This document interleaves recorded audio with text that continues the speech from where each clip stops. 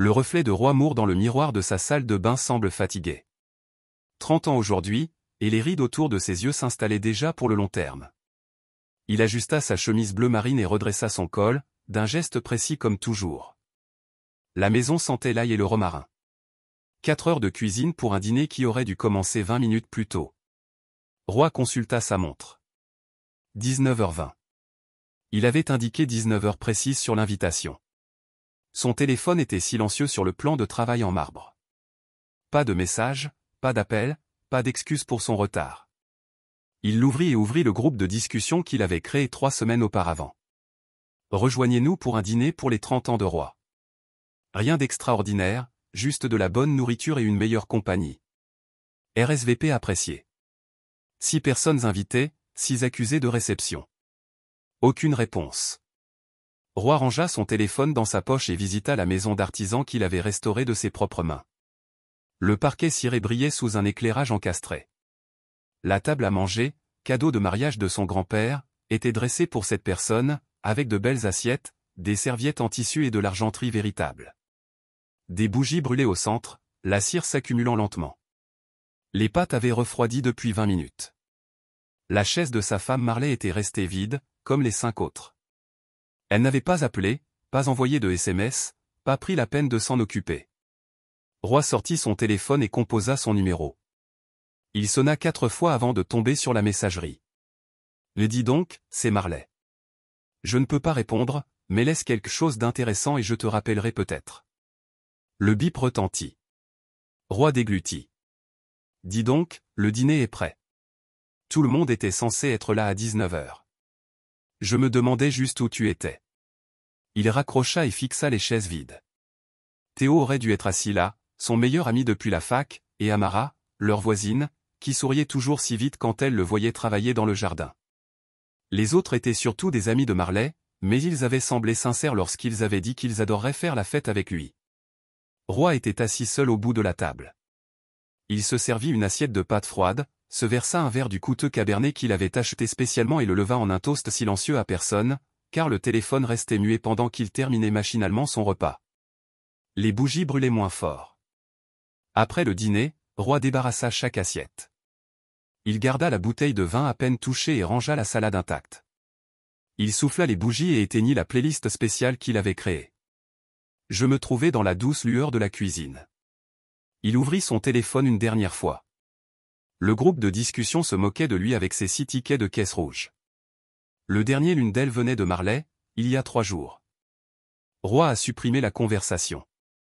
Puis il s'est servi 3 doigts de scotch et est resté assis dans le noir, une semaine s'étant écoulée sans qu'on parle du dîner d'anniversaire.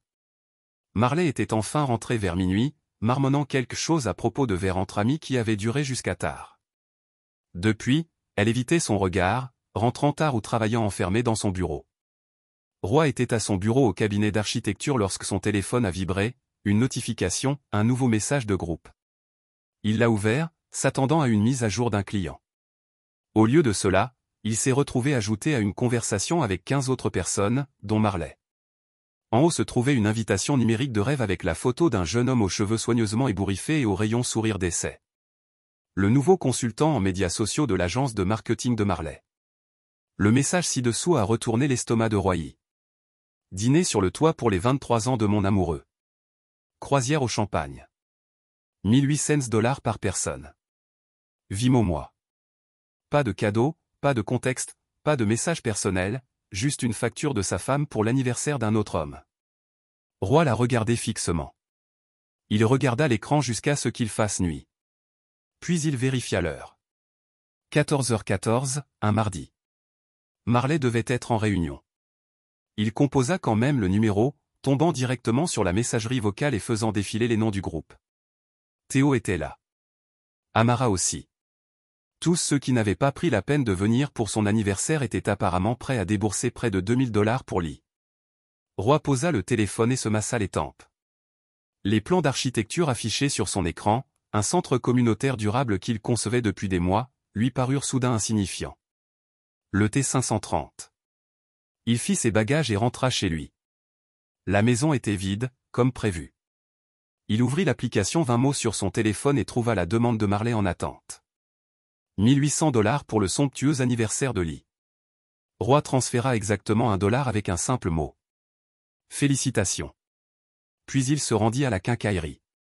20 minutes plus tard, il revint avec un nouveau jeu de serrures et les outils nécessaires à leur installation. À 20 heures, toutes les portes extérieures étaient fermées. La porte avait été équipée de nouvelles serrures à peine dormant. Il dormit dans la chambre d'amis cette nuit-là. Téléphone éteint, la nouvelle clé posée sur une table de chevet à côté de lui. La lumière du matin filtrait à travers les stores, projetant des ombres sur le visage de Roy tandis qu'il rangeait méthodiquement les affaires de Marley dans des cartons. Chaque objet racontait sa propre histoire. Les robes qu'il avait complimentées, les bijoux qu'il avait offerts, les livres dont ils avaient discuté. 5 ans de mariage réduits à 16 cartons. Il étiqueta chacun d'eux avec des lettres majuscules précises. Vêtements, chaussures, articles de toilette, bureau. Lorsqu'il trouva son alliance dans une coupelle à bijoux près de l'évier, il la glissa dans une enveloppe marquée simplement d'un M et la posa sur le plus grand carton. La sonnette retentit à 19h48. Roy était assis dans le salon, un verre d'eau à la main, entouré de cartons soigneusement empilés. Par la fenêtre de devant, il pouvait voir la silhouette de Marley sur le porche, se balançant légèrement. Elle n'était pas seule. Roy ouvrit la porte, mais resta sur le seuil. Le rouge à lèvres de Marley était maculé, ses yeux vitreux. Avec de l'alcool. À côté d'elle se tenait Lial, un bras passé autour de sa taille avec possessivité. Sa chemise était déboutonnée, laissant apparaître un tatouage élaboré sur la poitrine. « Tu changes les serrures. » La voix de Marley était plus aiguë que d'habitude, incrédule plutôt qu'excusée. Roy ne répondit pas.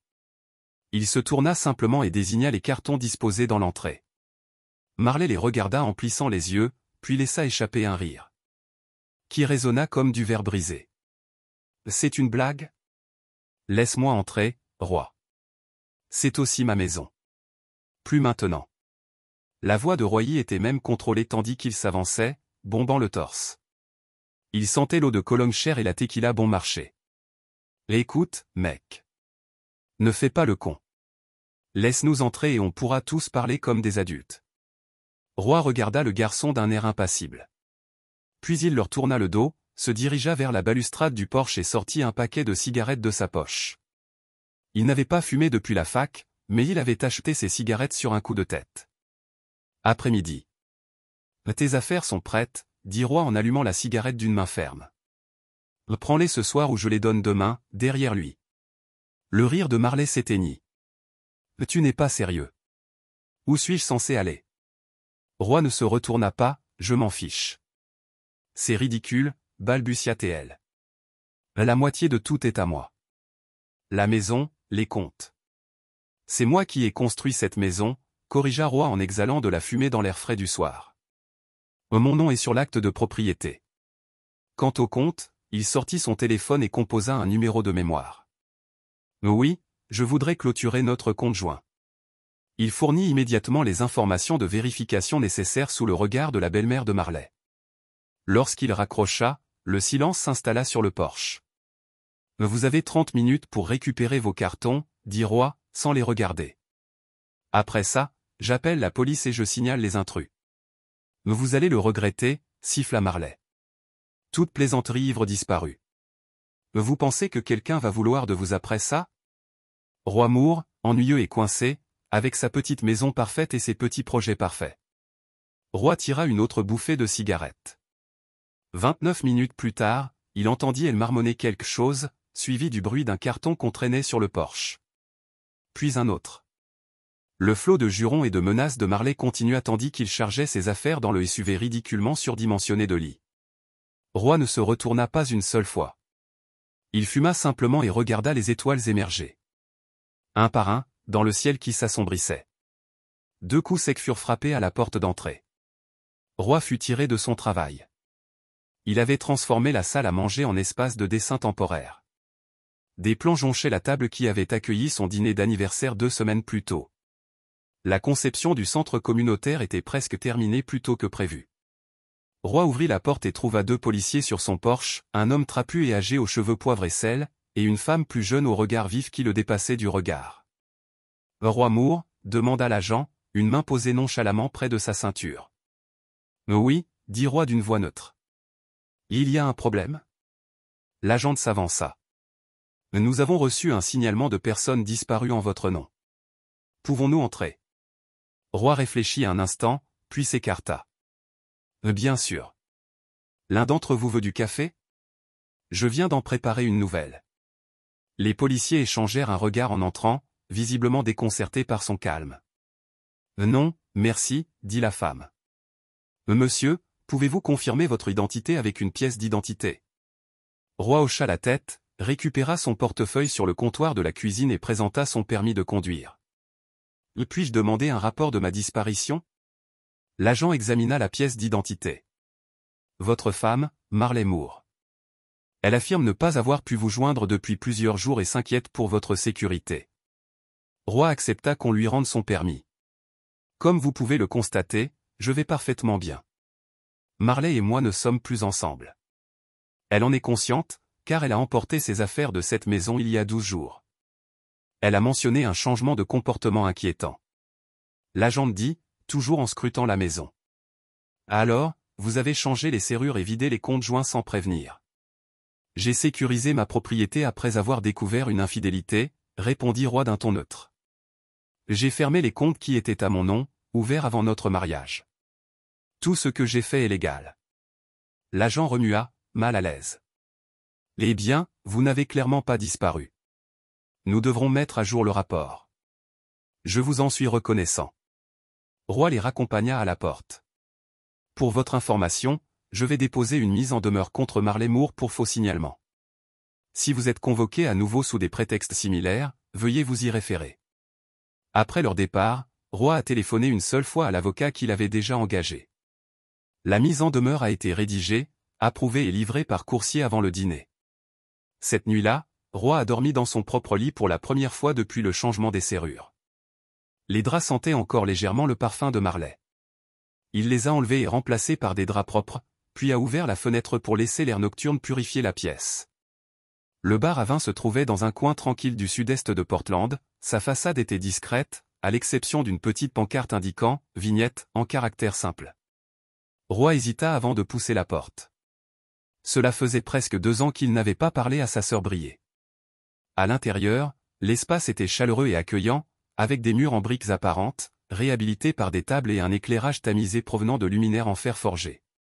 Quelques clients en début de soirée sirotaient de généreux verres, engagés dans des conversations feutrées. Derrière le bar impeccable se tenait une femme avec la même mâchoire que Roy et des cheveux noirs, bien que coupés courts et barrés d'une mèche bordeaux. Elle leva les yeux lorsque la porte se referma derrière lui. La reconnaissance, la surprise, puis la lassitude traversèrent son visage en un éclair. « Eh bien, dit-elle en posant le verre de vin qu'elle était en train de polir. Je ne m'attendais pas à te voir passer cette porte. Roy s'approcha du bar. Bonjour, Brie. Elle l'observa un instant. Tu as l'air. Merci. Qu'est-ce que je peux te servir? Ou c'est juste une réunion de famille improvisée? Roy se laissa glisser sur un tabouret. Tu as quelque chose qui se marie bien avec un divorce? Les sourcils de Brie haussèrent. Elle prit une bouteille sans regarder et versa une généreuse dose de vin rouge profond dans un verre. Commençons par ça, on en reparlera. 1 heure plus tard, après que la foule se fut éclaircie et que le gérant adjoint de Briard eut pris les commandes du bar, ils s'assirent dans un box au fond, un plateau de fromage entre eux. Alors, elle n'est tout simplement pas venue à ton dîner d'anniversaire.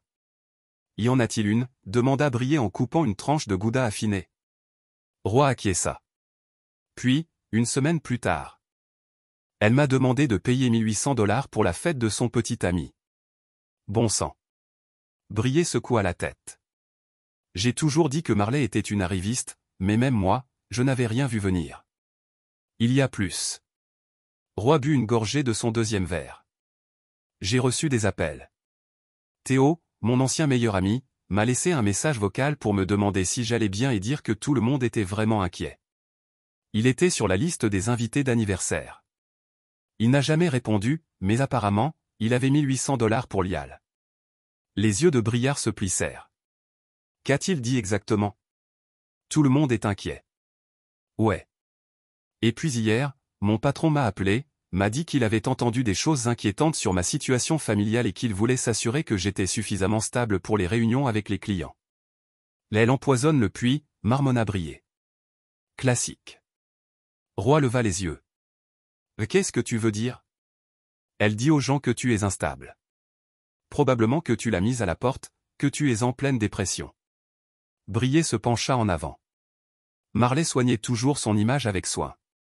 Tu l'as menacée de ça quand tu lui as coupé les ponts. Comment sais-tu ça? Le rire de Briard était amer, car elle m'a fait la même chose quand je l'ai interpellée il y a 2 ans.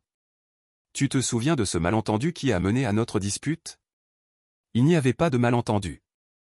Je l'ai surprise en flagrant délit de mensonge. Et soudain, des amis communs m'ont demandé si j'allais bien, disant qu'ils avaient entendu dire que je luttais contre la drogue. Roy resta assis, digérant la situation. C'est pour ça que tu as arrêté de venir. Ça et le fait que tu l'aies cru plus que moi. Les mots de Briard ne portaient aucune accusation, juste un constat. Roy se frotta le visage. Je suis désolé. De l'histoire ancienne. Brié balaya l'affaire d'un geste de la main. La question est, que vas-tu faire maintenant? Je ne sais pas. Je me suis concentré sur la sécurité de la maison. Pour me protéger légalement, Brié sortit son téléphone. Laisse-moi te montrer quelque chose. Elle a consulté une page de réseau social et l'a transmise à notre ami. C'était le profil de Marley. La publication la plus récente la montrait en larmes, mais sereine, avec un maquillage minimaliste. La légende disait, traverser les transitions difficiles avec grâce. Merci à tous ceux qui nous ont soutenus. Parfois, les personnes que nous pensons connaître le mieux se révèlent être des inconnus. #guérir les nouveaux départs. Les commentaires ci-dessous étaient remplis de questions vagues de soutien et d'inquiétude. Roy a fait défiler la page et est tombé sur une autre publication datant de 3 jours plus tôt. Une photo de coucher de soleil avec la légende, quand une porte se ferme violemment, une autre s'ouvre sur des possibilités. Faites confiance à votre instinct, mesdames. #fait confiancer à votre instinct dièse la sécurité à bord. Elle construit une histoire, dit Brié doucement. Et le sous-entendu est assez clair. Roy lui rendit le téléphone. Sa bouche était dure. Elle insinue que j'ai été violent. Bingo. Brié but une longue gorgée de vin. Et connaissant Marley, ce n'est que la partie publique. Qui sait ce qu'elle dit en message privé? Le téléphone de Roy vibra dans sa poche. Il le regarda et trouva un SMS d'un numéro qu'il ne connaissait pas. J'ai entendu ce qui s'est passé. Si vous avez besoin de parler à quelqu'un ou d'un endroit où aller pour me calmer, je suis là. La violence n'est jamais la solution, Roy. Il l'a montré à Brié. De qui ça vient, demanda-t-elle. Aucune idée, mais apparemment, je suis violente maintenant. Roy raccrocha avec une précision maîtrisée. Ce n'est pas juste une blessure ou une vengeance pour le compte. Elle détruit systématiquement ma réputation. Brié hocha la tête et se construisit un filet de sécurité au passage. De la sympathie, du soutien, peut-être même une aide financière de la part d'amis inquiets. Roy réfléchit un instant. Il faut qu'on découvre exactement ce qu'elle dit et à qui. Il faut que j'aille de l'avant. Brié haussa un sourcil. Oui, nous. Roy croisa le regard de sa sœur. J'aurais dû te croire il y a 2 ans. Je te demande de l'aide maintenant. S'il te plaît. Un lent sourire se dessina sur le visage de Briard. Eh bien, grand frère, il se trouve que les barman entendent tout. Et j'ai moi-même un bon réseau. Au travail. Au cours des 3 jours suivants, Roy et Brié ont reconstitué l'étendue de la campagne de Marley.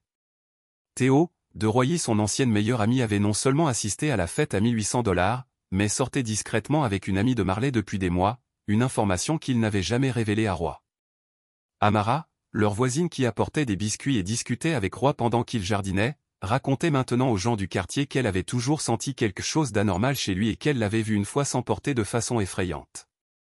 Le plus troublant fut ce que Brié découvrit grâce à une ancienne employée qui travaillait maintenant dans l'agence de marketing de Marley. Marley s'apprêtait à lancer une campagne GoFundMe intitulée « Échapper à mon mari dangereux ». Roy était assis à la table de la cuisine de Briard, les yeux rivés sur la capture d'écran que sa sœur venait de lui montrer. La page brouillon présentait une photo filtrée de Marley, l'air vulnérable, avec un texte décrivant comment elle prenait un nouveau départ après 5 ans de contrôle et d'isolement croissant. C'est une limite, dit Roy d'une voix très basse. Une ligne d'amis est une chose, mais une collecte de fonds publics basée sur des mensonges. Elle ne l'a pas encore publié, fit remarquer Brier, mais il l'a montré à plusieurs collègues pour recueillir leurs avis sur la formulation. Roy a pris une photo de la capture d'écran avec son propre téléphone. Là elle veut de l'argent et une reconnaissance sociale, et me punir de l'avoir interrompu. Alors, qu'est-ce que tu vas faire? Roy est resté silencieux un long moment. Lorsqu'il a finalement pris la parole, sa voix était calme mais résolue. Je vais lui donner exactement ce qu'elle veut, et ensuite je vais tout lui reprendre. La pluie de Portland battait un rythme soutenu sur les vitrines du café tandis que Roy était penché sur son ordinateur portable. Il avait choisi ce café en particulier parce qu'il se trouvait dans un quartier que Marley n'avait jamais fréquenté, trop rustique pour son esthétique soignée. Il a pris une autre gorgée de café noir et a revisité le site web. La page d'accueil d'Everlight Community Development présentait un design épuré et minimaliste, avec des tons naturels et des mots-clés sur le développement durable stratégiquement placés. La déclaration de mission parlait de logement communautaire révolutionnaire et de rénovation urbaine éco-responsable grâce à l'investissement collectif. C'était exactement le genre d'initiative qui plairait à la nouvelle personnalité de Marley, une influenceuse engagée se remettant d'un traumatisme. Cela semble légitime, a déclaré Brier. Penché par-dessus son épaule. J'avais presque été convaincu. C'était l'idée. Roy a cliqué sur le prospectus d'investissement. Chaque détail est conçu pour plaire à Marley dans son entourage. Opportunité exclusive pour les premiers investisseurs. Promotion sur les réseaux sociaux pour les membres fondateurs. Même la palette de couleurs correspond à l'esthétique qu'elle utilise dans ses publications récentes. Comment vas-tu te faire remarquer? Elle t'a bloqué partout. Roy a fermé l'ordinateur. Moi non. Toi indirectement. Tu te souviens de Vivien, de ton fournisseur de vin? Celle dont le frère travaille avec Marley, c'est déjà fait. Brier s'est assise avec un sourire satisfait. Je lui ai envoyé le lien hier. Je lui ai dit que ça semblait être une opportunité incroyable pour les investisseurs socialement responsables. Elle a dit que son frère cherchait exactement quelque chose comme ça. Parfait. Maintenant, on attend. Ils n'ont pas eu à attendre longtemps. 3 jours plus tard, Brier a fait irruption dans le bureau de Roy, agitant son téléphone. Elle a mordu à l'hameçon. Regardez, sur l'écran, une publication de Marley sur les réseaux sociaux. Elle se tenait devant un mur végétal, vêtue d'une tenue en lin couleur crème qui devait coûter 1 mois. Un loyer abordable pour la plupart des gens. La légende disait, « Je suis ravi d'annoncer mon implication dans la communauté Everlight en tant qu'investisseur en phase de démarrage. Le logement durable est l'avenir et je suis fier d'investir mes ressources dans des projets qui correspondent à mes valeurs. » #éco-investisseur #avenir durable #femme dans l'immobilier. Roy hocha lentement la tête. Phase 1 terminée. Passons à la phase 2. Au cours des 2 semaines suivantes, Roy exécuta son plan avec une précision méthodique. Le site web d'Evrit ajouta du contenu, notamment des profils de l'équipe fondatrice, des photos d'archives avec des biographies fictives et des témoignages d'utilisateurs précoces, autant d'inventions. Un portail d'investissement basique permettait à certaines personnes de transférer des fonds sur un compte séquestre sécurisé que Roy avait établi grâce à une série de structures juridiques mais délibérément complexes. Le réseau de Briard rapporta que Marley parlait d'Everlight, se positionnant constamment comme une initiée disposant d'un accès privilégié. Elle a convaincu au moins 3 amis d'investir de plus petites sommes après sa contribution initiale. Un mardi soir pluvieux, Roy a reçu la notification qu'il attendait, un virement de $20 000 de Marley Moore vers le compte séquestre d'Everlight. Cela représentait la quasi-totalité de l'argent qu'elle avait réussi à détourner de leur compte joint avant qu'ils ne les clôturent, plus ce qu'elle avait probablement récolté grâce à des dons de sympathie privés. Roy a envoyé un simple SMS à Brier. C'est fait. Le lendemain matin, le site web d'Everlight a disparu. Les comptes de réseaux sociaux ont disparu. Le numéro de téléphone figurant sur les cartes de visite que Marley distribuait a été supprimé. Le compte séquestre a été transféré à une association caritative pour le logement légitime, déduction faite de la contribution de Marley, qui a été versée sur un compte distinct que Roy avait ouvert, puis fermé. Everlight Community Development a cessé d'exister aussi rapidement et complètement que si elle n'avait jamais existé. Monsieur Plus. Ines Keterman. Merci de me rencontrer. La femme qui s'était glissée dans la cabine en face de Roy n'était pas celle qu'il attendait, compte tenu de sa réputation de journaliste indépendante la plus pointue de Portland. Il s'était imaginé quelqu'un de plus âgé, plus dur. Au lieu de cela, Anne semblait avoir la trentaine, avec des cheveux violets vifs coupés au carré et d'épaisses lunettes à monture épaisse qui magnifiaient son regard intelligent. Merci d'avoir accepté de m'écouter, répondit Roy en poussant un café sur la table. Votre email était intrigant, dit Ienez en acceptant le verre. Vous prétendez avoir des preuves qu'une personnalité des réseaux sociaux se livre à de multiples activités frauduleuses, dont une fausse histoire d'abus et une escroquerie à l'investissement. C'est une sacrée accusation. Roy déposa une enveloppe scellée sur la table. Tout y est, nom, date, capture d'écran, relevé financier, tout ce qu'il faut pour vérifier par vous-même. Ienez ne toucha pas l'enveloppe. Avant de lire ça, je dois comprendre votre lien avec l'histoire. Quel est votre intérêt? Je suis son mari, bientôt son ex-mari. Anne se renversa en arrière. Alors, c'est une vengeance. Non, dit Roy d'un ton neutre. C'est la vérité. Vérifie tout ce qu'il y a dans cette enveloppe. Si quelque chose ne correspond pas, ne publie rien. Ienez l'observa un long moment, puis prit l'enveloppe et l'ouvrit. Elle passa plusieurs minutes à en examiner le contenu, son expression ne trahissant rien. Le brouillon GoFundMe est particulièrement problématique, dit-elle finalement. Ces échanges de SMS avec des amis qui répandent de fausses informations sur les abus, leva-t-elle les yeux. Si tout cela est vrai, elle a causé de réels dommages. Pas seulement à moi, fit remarquer Roy, mais aussi aux victimes de violences conjugales dont les expériences sont remises en question à cause de faux récits comme le sien. Ienez hocha lentement la tête. Je vais devoir vérifier tout ça. Parle à certaines de ces personnes de manière indépendante. Ça prendra du temps. Je comprends. Si je publie ça, elle saura que ça vient de toi. Roy haussa les épaules. Je ne me cache pas. Une dernière question. Ienez appuya sur la section concernant Everett. Avez-vous créé une fausse opportunité d'investissement pour la piéger et lui faire perdre de l'argent? J'ai créé une démonstration de la facilité avec laquelle on peut être manipulé par la cupidité et la négligence. Roy a corrigé. Chaque dollar investi a été reversé à de véritables associations caritatives pour le logement. J'ai les reçus, sauf sa contribution, qui est conservée sous séquestre en attendant le règlement de notre divorce. Document également fourni. Ienez a remis le matériel dans l'enveloppe. Je vous recontacterai, monsieur Moore. Une semaine plus tard, l'article d'Ienez était publié sur son blog populaire, puis rapidement repris par plusieurs grands médias. Le titre était simple mais dévastateur, l'épouse Instagram qui a tout simulé. Comment les réseaux sociaux permettent aux escrocs modernes. L'article exposait méthodiquement la chronologie. La construction progressive par Marley d'un faux récit sur son mariage. La manipulation de ses amis et abonnés, le faux GoFundMe découvert avant son lancement, et son investissement enthousiaste dans une entreprise fictive. Ienez avait bien étudié la question, notamment en interviewant d'anciens amis de Marley qui ont confirmé la supercherie. Le plus accablant étaient les captures d'écran d'échanges de SMS où Marley élaborait explicitement des stratégies pour se faire passer pour une victime afin d'obtenir un maximum de sympathie et de soutien financier. Le soir venu, Marley avait rendu son compte sur les réseaux sociaux privés, mais il était trop tard. L'histoire était devenue virale, reprise par les comptes de surveillance des influenceurs et les chaînes de commentaires. Son image soigneusement construite se défaisait en un éclair. À 23h42, le téléphone de Roy s'alluma avec un SMS d'un numéro inconnu de New1, mais il sut immédiatement de qui il s'agissait. « Tu te prends pour un malin. Tu as tout gâché. J'espère que tu es satisfait. » Roy réfléchit un instant, puis tapa sa réponse. « Je t'ai tout donné. Tu ne m'as donné qu'une facture. Maintenant, tu connais le prix. » Il avait bloqué le numéro avant qu'elle ne puisse répondre. 6 mois plus tard, Roy se tenait sur le porche de sa maison de craftsman, regardant les peintres mettre la dernière touche à la nouvelle façade.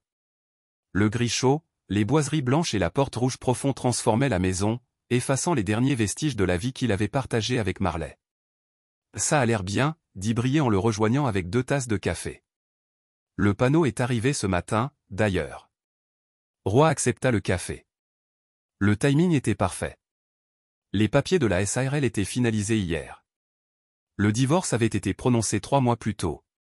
Malgré les tentatives de Marley de réclamer la moitié de la maison, les documents de Roy attestant de son achat et de sa rénovation grâce à ses fonds prénuptiaux avaient protégé sa propriété.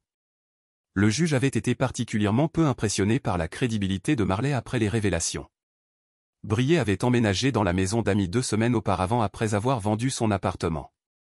Ensemble, ils avaient élaboré un business plan pour transformer la propriété en un petit lieu de dégustation de vin et une galerie d'art, en s'appuyant sur les relations de Brié dans le secteur et l'expertise architecturale de Roilly. « As-tu eu de ces nouvelles récemment » demanda Brié d'un ton désinvolte. Roy secoua la tête. Pas directement. Théo avait essayé de me contacter le mois dernier. Des excuses approximatives pour des malentendus. Je n'ai pas répondu. J'ai entendu dire qu'elle était à Los Angeles et qu'elle essayait de reconstruire sa marque d'influenceuse avec des vidéos d'excuses. Personne ne regarde. Ce n'est pas mon problème. Roy sirotait son café en regardant les peintres commencer à ranger leur matériel. Ce soir-là, après le départ des peintres et celui de Brié pour une réunion avec un fournisseur, Roy était assis seul dans le jardin. Il avait allumé un petit feu dans le foyer, et les flammes projetaient des ombres dansantes sur le jardin fraîchement aménagé. Son téléphone était posé sur la coudoir de son fauteuil.